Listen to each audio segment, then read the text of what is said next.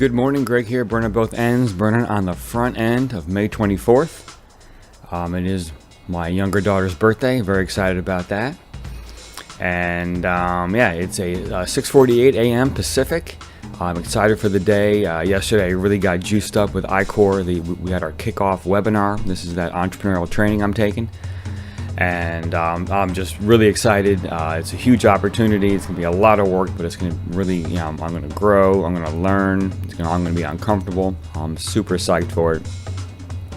And just being on the call and hearing the advice from, we have our faculty. We have 9 teams. Each team has 3 people. Each team has, entrepreneurial lead and a principal investigator, and then an industry mentor, who is a person that's more on the business side. And then we have 4 faculty members and then 4 program team members, people that put the program on. And so this is a total of 35 people that I'm meeting. I guess 34 because I'm one of them. And this is a huge opportunity on so many different levels. And today's talk is around taking advantage of those opportunities, not the ones that are just obvious and right in front of you, but the ones that are kind of, I don't say hidden, but the extended opportunities. And so I'm going to talk about that. And so today's topic is a leader among equals. And I'm also seeing this on this ENTS platform that I'm really hooked on, this voice-based social media. Highly recommend it. Jump on ENTS, follow me, burn at both ends. I'll send out an ENTS to introduce you to the family there, and it's really cool. It's the kind of platform where at any one time anyone can step forward and send a message out, and everyone kind of follows and checks it out and checks in on it and responds to it, and I find that to be really empowering. But anyway, today's topic, a leader among equals. And so this is a concept that was introduced to me by my first business coach, a man named Russell Cox.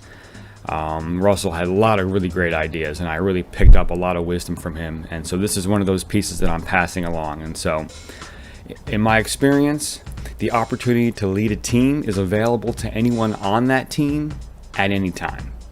And it's an interesting concept because typically a team has a assigned leader.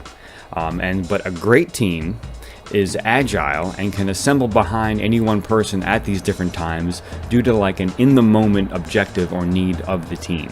And this is the concept of a leader among equals. It works especially well in a flat, kind of a hierarchy or a flat team structure. Sometimes there is, we end up on teams where there is no clear leader. It's just a bunch of people that have assembled to do something together. And so how does a team like that move forward, even if there is an assigned leader? How do we leverage everyone's strengths in the team? This goes back to the focus on people's strengths. How can people contribute to the team as opposed to what they might lack?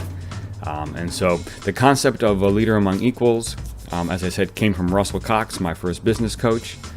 And it's when one person steps forward and grabs the reins because of the specific action or goal of the team in that moment. And typically a team has an assigned leader. However, with the leader among equals, the leadership intentionally shifts as the dynamics of the workload and objectives change. And a really good assigned leader does not care about this, right? And a good assigned leader is comfortable with this shift and will give up control of the team in a heartbeat.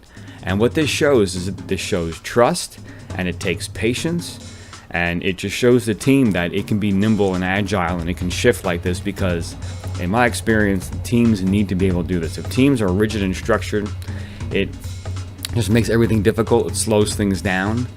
The team can lack efficiency and effectiveness, and I've learned that those two terms need to go together, right? Just because I'm efficient doesn't mean that I am being effective, and just because I'm effective, I might not be efficient, but I think being effective is more important. Sometimes being effective takes longer. Sometimes the team needs to move through something kind of slowly to learn. I think that's totally appropriate. All right, so now let's get into the outline here. So number 1, self-awareness. I love Gary Vaynerchuk, huge inspiration here. He hits on this topic so much, and this is a critical piece to the first step of a leader among equals. Because now I'm part of a team. What can I offer that team? What are my strengths? What are the other things that I can just jump right out in front and lead the team in right now, or when it's appropriate, or when the team has a need for it? And this requires that I look at myself, I look at my skill sets, what I bring to the table, where I'm strong, And also, an aspect of this is like vulnerability. It's where am I weak, and where do I want someone else to step forward and take the reins, even if I'm the assigned leader. I think that's critical, because even as the assigned leader, it doesn't mean I'm an expert in everything and I know how to lead the team perfectly in every situation. And I might need to either request someone jump out in front, or it just naturally happens. And I think it's really cool when it kind of organically happens, when everyone on the team kind of senses a need, and then someone kind of edges forward and everyone just falls in behind naturally. I think it's great to see that. Yeah, and like I said, and I just need to understand what, how and when I need to step back and support a new leader. Like, I've come to the end of my content, and now I step back and someone else grabs the reins. So self-awareness, understanding when to step forward, when to step back, whether I'm the assigned leader or not. And that's why this concept is so cool, because it almost doesn't even care who the assigned leader is, right? And when you think about the assigned leader, truly should just be of service and should just be enabling this kind of behavior. And then should be tracking the follow-up and the actions that fall out of that little, segment of a new leader taking the reins. Okay, number 2, identify a team need, a problem to solve, or an opportunity to create. Sometimes it's not a problem. Sometimes it's just the team needs to move in a different direction, or it's a whole set of teams, and it's great to bring all these teams together just to share ideas, just to establish a communication platform. So sometimes it's not a need or a problem, but it's an opportunity to create something new that teams can step into. For example, questions to ask, when this timing is right is, has a meeting or progress stalled? Are we kind of in this place where we're not really sure what to do next? Russell, my business coach, calls it wandering in the woods. Sometimes that's important. Sometimes it needs to be loose and kind of improv and free form, but sometimes that's not good. Sometimes it's too much wandering, and we need to kind of come back together and regroup. Does the team need training of some sort? In my experience, when I see people making mistakes, or I'm making mistakes, that is typically an opportunity for training. Right? It typically means that the team doesn't understand a process, or there's no system, or it's just not clear, or there's a new software platform that we need to be trained on, or we need to understand, hey, look, email is not the way to communicate that. Let's set up a group text message to do those quick back and forths. So I'm always looking for an opportunity to train, and this is typically when some leader steps forward, someone that has expertise in that steps forward to provide that training. And perhaps there's just a need to simply create more connection and some synergies. And this brings me to iCore. And on the call yesterday, and this was the strong recommendation of our faculty and the program team, was, we're in this program, I'm not here just as my team of 3 people, but I'm as this entire cohort and this entire program. And the cohort obviously includes 9 teams with 3 people, and then the program includes the faculty and the program leaders. And so the way I see it is, this is an opportunity. I have 34 people to connect with. I have 34 people to, be a leader among equals. I mean, I am clearly not a leader in this entire cohort. I'm just one entrepreneurial lead on one team. But by establishing these connections, which is what I'm going to do, and moving things forward, not moving things forward, but establishing these connections, talking with people, understanding where we're at, what we need to do, just getting into conversation, identifying synergies, and then what I like to do is kind of learn where people are at and what they might need, and then we're going to be all flying to Colorado soon, so I'm going to be in person with all these people very soon. I want to build some momentum so that way when we get there, I want to bring everyone together kind of offline and just start talking about how we can help each other, because that's what they were saying is like one of the key successes to this iCore program. It's not just within my team being successful, but creating synergies amongst the teams so that we can all be successful together. It sounds a little cheesy, but I have a really clear understanding of what it means. And this is really how life is, because and this is an infinite game concept as well. I'm not just looking for my team to successfully complete Cohort 7 iCore program after 8 weeks, right? How much better would it be if we all crush this and we all learned about each other's technologies, and we all help each other, navigate through interviews and find people to talk to and analyze results and pivot. And I mean, think of, because in my experience, like with business, is that the foundations are all very similar, right? Marketing, profit, customer relationships. It's just the specific details that fall out of, okay, I'm selling this and you're selling that, and so you're going to talk this way and pivot there, and I'm going to talk that way, and my slide deck's a little different, but the foundation is all the same. And so by helping team A, I'm helping my team. I'm going to learn about what's going on with my team. It's going to give me ideas, so I'm excited about that. And and so this is just an example of, like, to create a synergy that doesn't exist before, and it's not a clear need. I mean, I don't know if many people are going to see the need for this. I see it very clearly. I'm going to take action on it. I'm going to start today. Actually, I started yesterday. I'm just going to start reaching out to all the people one-on-one and just try to schedule calls between now and June 5th, and just get in a conversation. And what's going to be cool is to see who shows up to those calls and how they show up, how I show up. Right? I mean, the whole purpose is just to kind of create a loose structure to begin to connect with people. And that can be uncomfortable sometimes. And so, once again, this is a leader among equals. It takes some leadership. I'm going to have to do some bold actions. It's going to be uncomfortable, but it's going to be awesome. And what's going to be the result here is when we land in Colorado, it's going to be clear that, even though we're all equals, I'm going to kind of step forward into this leadership role. And I'm going to identify myself as someone that can help any team at any time. And this is a very cool thing to create. Okay, now, and what this does is this enables and inspires others to do the same. They say, "Oh wow, look, that was," people that get it will understand how it happened. People that don't get it will still appreciate what happened. And when this is done successfully, it strengthens the team and shows others how to do it, empowers them to think of leadership opportunities. It just kind of, it just brings the level of the team up several notches, and it's going to operate at a higher level. It's going to be more effective. We're going to be more comfortable with each other, and it's going to seem like we're doing this together. Because that's the thing, is that if we just, stay as separate 9 teams, the feeling of being alone can be very prevalent and very, and that can make things like an order of magnitude more difficult.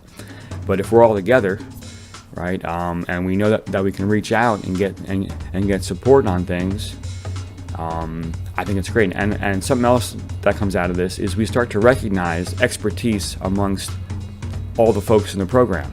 Wow, I can go to Mary for that. She is, a wizard at finding conferences on these topics. So I'm going to ask Mary. And then, I didn't know that John had all these connections in this industry. I know that this Team 6 is sort of in that industry. So I'm going to connect Team 6 to John. It forces all this interesting thinking and creates all these great opportunities for creativity and connection. And it really produces, like I'll hit these words again, an effective and efficient team. These things need to go together. They need to be thought of in the same regard. We cannot just be efficient. We need to be effective. Effective, I think, trumps efficiency, because if we're effective, then we're moving toward our objectives. If we're efficient only, sometimes we can just be like in this like silly busy work kind of thing where I'm just doing all these things, but I'm not really moving us forward. But I'm busy. I'm real busy, so we gotta be careful about that. And then the other thing that's great about a leader among equals is, for me, I get to practice humility, empathy, and patience, which are 3 things that I know I need to work on. Right? Humility, because there are going to be times when I need to step back and let someone else lead, and that might be for a long period of time. And I have to be cool with that. There's the empathy, so that way I can kind of relate and connect with other people, and I can see why they show up the way they do. And it'll help me identify needs and opportunities for training and opportunities for synergies. And also as I see different leadership styles, empathy comes in, right? Some leaders are really kind of, some leaders are very laid back, and almost it's hard to tell if they're leading, but they are. And so to connect with people and kind of have empathy toward different backgrounds and different leadership styles, I think that's important. And then, of course, patience. If I jump to the leadership role, sometimes, more times than not, it's going to take a lot of patience because, I'm doing this for the first time. The team is kind of like, why is he leading this thing now? What's going on? It might take some enrollment of the folks. It might take stepping back and then stepping forward.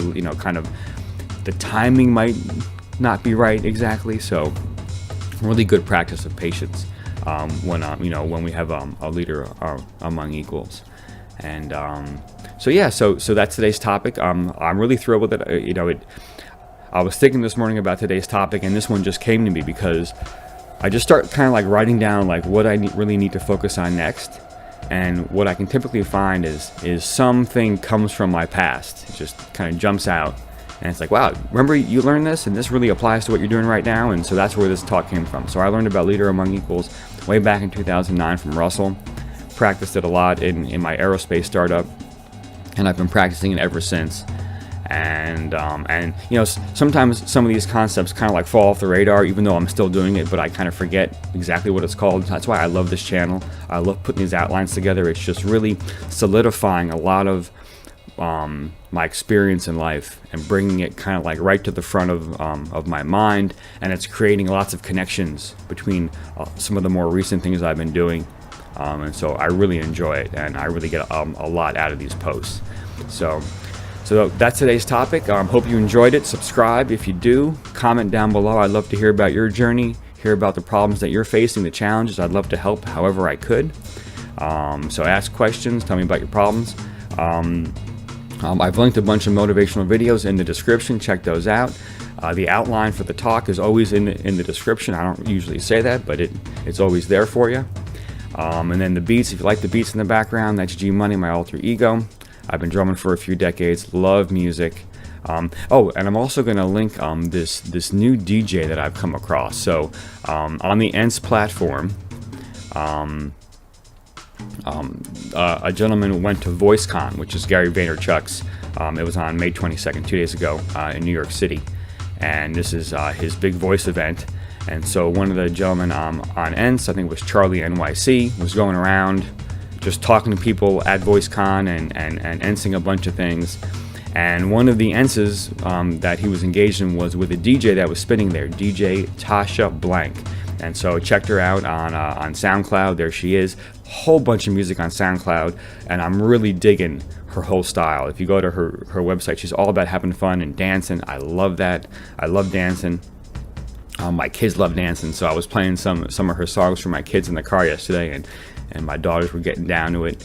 So anyway, so I've linked one of her SoundCloud posts in the description. Definitely check it out. This is more kind of like house, more dance music, but I really dig it. It's got a great beat to it. And so, but also, as far as other music, my beats, I've also linked my SoundCloud, so you can listen to my beats if you'd like to on SoundCloud for free. And so that'll wrap today's talk. So go out, have a great day, inspire people, and do great things.